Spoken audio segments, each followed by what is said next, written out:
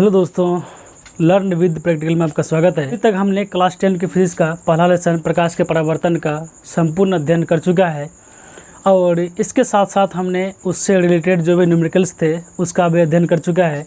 अगर आप में से किसी ने इस वीडियो को नहीं देखा है तो हमारे चैनल के प्ले लिस्ट में जाकर उन सारे वीडियो को आप देख सकते हैं। तो अब हम शुरू करने जा रहे हैं क्लास 10 के केमिस्ट्री का पहला लेसन, जिसका नाम है रासायनिक अभिक्रिया एवं समीकरण। तो उससे पहले हम लोग जानेंगे, तो हम लोग क्लास 10 के केमिस्ट्री का पहला लेसन रासायनिक अभिक्रिया और समीकरण को पढ़ने से पहले उससे संबंधित कुछ जो मुख्य बातें हैं उसके बारे में अध्ययन करेंगे। 350 तत्वों का नाम, उसकी परमाणु संख्या और संकेत हमारे इस बोर्ड पे आपको दिखाई दे रहे होंगे। तो अगर आप में से किसी के पास ये नहीं लिखा हुआ है तो आप यहाँ से देखकर लिख सकते हैं। अगर आप में से किन्हीं को ये 300 तत्वों का नाम, उसका संकेत और परमाणु संख्या याद नहीं है तो सर्वप्रथम केमिस्ट्री को आरंभ करने से पहले आप इन कम से कम 30 तत्वों का नाम, उसका संकेत और उसका परमाणु संख्या को आप अच्छी तरह से याद कर लें। तो इससे क्या होगा कि आपको केमिस्ट्री को पढ़ने में ज़्यादा सुविधा मिलेगी। तो अब हम जानते हैं कि कुछ बेसिक जो इसमें जो तथ्य हैं उसके बारे में जानने का प्रयास करेंगे। रसायन विज्ञान हम लोग जानेंगे सबसे पहले कि रसायन विज्ञान कहते किसको हैं।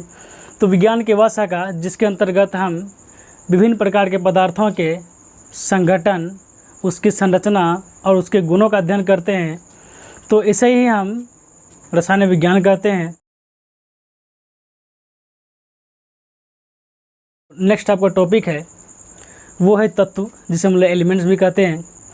तो तत्व किसे कहते हैं? वैसा पदार्थ जो केवल और केवल एक ही प्रकार के परमाणुओं से मिलकर बने होते हैं वो तत्व कहलाते हैं, और जिसे हम किसी प्रकार की रासायनिक या भौतिक विधि द्वारा उसे अलग अलग या अलग अलग कणों में या भिन्न भिन्न कणों में विभाजित नहीं कर सकते हैं, वे हमारा तत्व कहलाते हैं।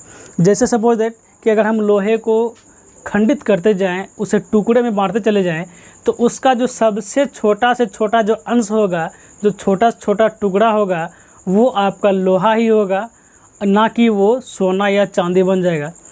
तो इस प्रकार से अगर हम लोहा को टुकड़ों में विभाजित करते जाएं या एल्युमिनियम को टुकड़ों में विभाजित करते जाएं, तो उसका सबसे जो अंतिम जो कण होगा, जो सबसे अंतिम टुकड़ा होगा, वो लोहा का है तो वो लोहा ही होगा, वो अगर एल्युमिनियम का टुकड़ा है तो वो एल्युमिनियम ही रहेगा।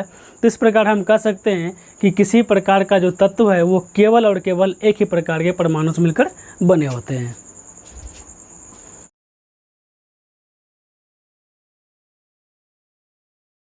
यौगिक किसे कहते हैं?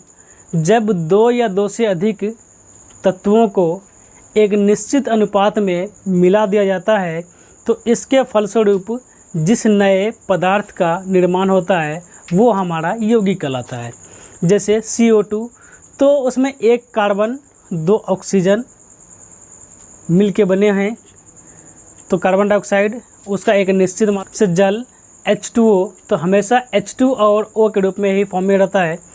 तो भले इसका अणु की संख्या बढ़ सकता है लेकिन इसके परमाणु जो है वो निश्चित होता है, 2 हाइड्रोजन और 1 ऑक्सीजन से मिलकर के आपका जल बना है। तो इस प्रकार आपका जल और जो कार्बन डाइऑक्साइड है वह आपका यौगिक का उदाहरण है।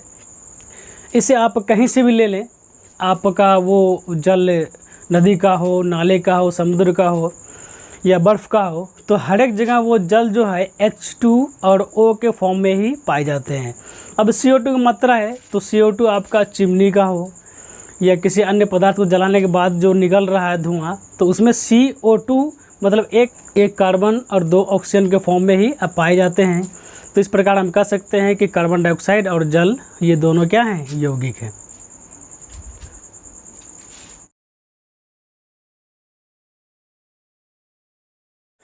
नेक्स्ट आपका है मिश्रण।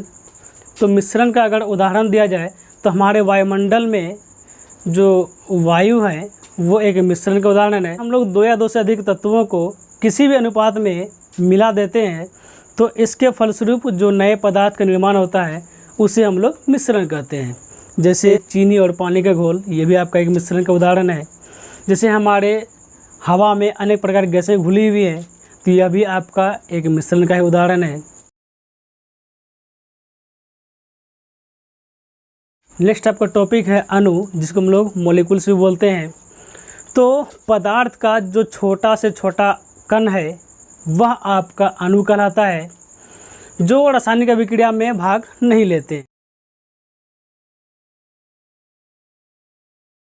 आपका नेक्स्ट है परमाणु।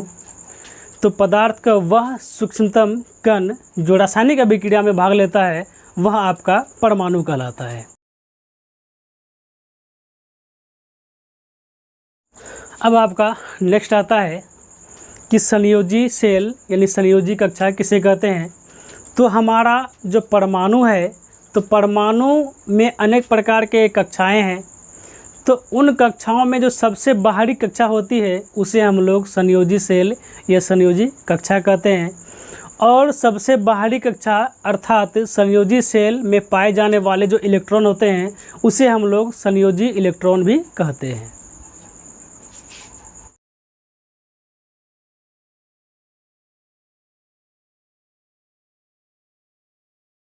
नेक्स्ट है कोर कक्षा। तो हमारा जो परमाणु है संयोजी सेल अर्थात संयोजी कक्षा के अंदर जितने भी कक्षाएं हैं वे सारे के सारे कोर कक्षा कहलाते हैं। और कोर कक्षा में पाए जाने वाले इलेक्ट्रॉन जो हैं वो कोर इलेक्ट्रॉन कहलाते हैं, जो रासायनिक अभिक्रिया में भाग नहीं लेती है।